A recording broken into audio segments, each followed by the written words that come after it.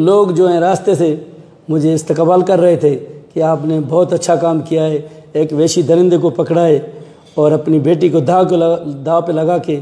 तो मेरी यही कहा कि भाई हम सिंध के लोग हैं, मेहमान नवाज हैं, वो 10 दिन हमारे घर में रही है, रोएगी, हमारे सारा ख़ानदान में मर जाए तो मैं इसको नहीं छोड़ूंगा। 31 तारीख को ये तबस्सुम बेगम आई थी मेरे थाने पे, तो वहाँ मेरा बड़ा मुंशी हेड मोरर बैठा था। उसने बोला कि भाई खुदा इसकी मदद करो, हमें समझ नहीं आता ये औरत क्या कहती है।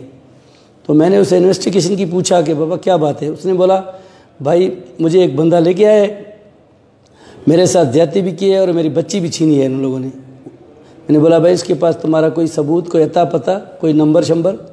बोले कुछ भी नहीं है, ये एक ही नंबर उसने लिख के दिया है, यही है, वो भी बंद जा रहा है। तो मैंने इसको बोला कि ठीक है आप 2 बजे थाने पे आ जाना दोबारा। उसने बोला मैं यहाँ मस्जिद में ठहरती हूँ। तो ये औरत चली गई, मैं भी चला गया, मैं शहर में चला गया। घंटे डेढ़ के बाद इस औरत ने दोबारा मुझे कॉल की कि भाई मुझे मस्जिद में भी सोने नहीं देते, मैं कहाँ जाऊँ, यहाँ मेरा घर भी नहीं है, तो मैं क्या कर सकती हूँ। मैंने बोला आप इधर थाने पे आ जाएं, मैं आता हूँ उधर। जैसे वो औरत आई मेरे से पहले, तो हेड मोरर ने इसको बोला तुम उसी के घर चले जाओ, वही तुम्हारी मदद कर सकता है। एक सिपाही उसको साथ देकर उसने मेरे घर में भेज दिया औरत को। जब औरत मेरे घर में आई तो वो उधर रो रही थी।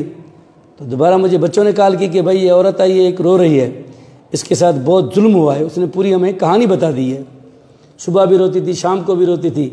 तो मेरी बच्चियों को बोलती थी आप कैसे बच्ची हैं, मेरी बच्ची भी ला दो। मेरे छोटे छोटे बच्चे थे, उनके साथ वो कह रही थी। तो मेरी बच्ची ने बोला, मैंने इनको जब बोला कि भाई तुमको ये करना है, बोले बाबा आप इजाज़त देते हैं तो हम करेंगे। फिर खैरुल्लाह का नंबर खुला हुआ था, जिस नंबर पे मैंने चेक किया तो खैरुल्लाह के भाइयों का नाम आ गया उधर।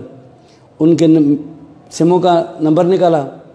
फिर खैरुल्लाह के भाई से मैंने बात की कि भाई मैं एरिया मैनेजर हूँ, किफ़ालत प्रोग्राम के आपके 50,000 हमारे पास आए हैं इस नंबर पे, ये शनाख्ती कार्ड नंबर है, ये मोबाइल नंबर है, आप हमारे से ले लें। तो उसने बोला मैं सर बाहर हूँ, 1-2 दिन में आ जाऊँगा। मैंने 2 दिन उसकी वेट की। तो 2 दिन के बाद फिर मैंने उससे बात की।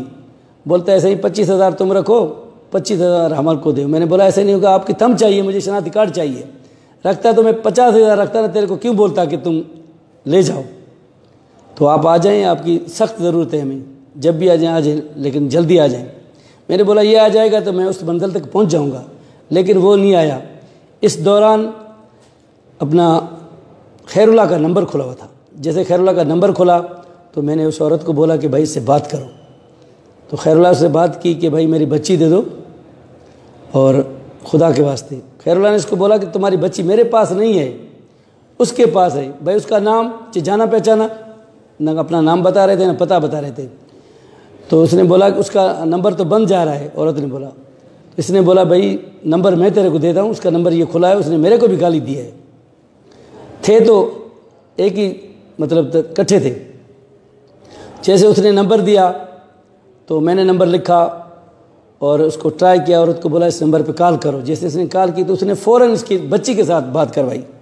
मैंने बोला ये तो इकट्ठे बैठे हैं, एक बंदा नंबर देता है तो दूसरा बच्ची से बात करवाते, तो एक ही जगह पे है। तो मैंने बोला, बच्ची ने झटके में बोला मम्मी मुझसे बहुत इन्होंने ज़्यादती की है, मैं तो मर रही हूँ। तो इसको बच्ची को दोबारा इसने मारा। बोला ऐसे नहीं बोलो मेरी तबीयत ख़राब है।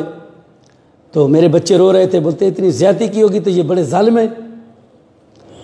मैंने बोला ठीक है कोई बात नहीं। उससे बोला, फिर खैरुल्लाह ने बोला नहीं, वो क्या नाम है अपना, रफ़ीक ने बोला कि औरत ला के दो तो तेरी बच्ची वापस करूँगा मैं। मैंने इसको बोला तुम बोलो कि 2-3 सब्र करो, 2-3 दिन, अभी मेरे से औरत तो मिलेगी नहीं, मैं कराची में हूँ। ये बोलता है मैं भी कराची में आया हूँ, जना में हूँ, तुम किधर हो, तेरी बच्ची को बोला मम्मी हम भी कराची में आए हुए हैं। इसने बोला मैं तो कराची में हूँ लेकिन आप तो मुझे नज़र नहीं आ रहे। तो उसने बोला जब तक औरत नहीं लाओगे बच्ची नहीं दूंगा, तेरे को भी मार दूंगा, तेरी बच्ची को भी मैं गला काट दूंगा। तो मैंने बोला इसको बोलो कि 2-3 दिन सब्र करो, हम कोई औरत देखें। फिर मैंने बंदोबस्त किया, मैंने कहा लेडीज़ पुलिस ले आऊँ, घर में रखूँ उसको, ताकि ये काम वही कर सकती है। लेकिन लेडीज़ पुलिस मुझे नहीं मिली। बस मैं ये तय कर दिया कि बस अपनी बीवी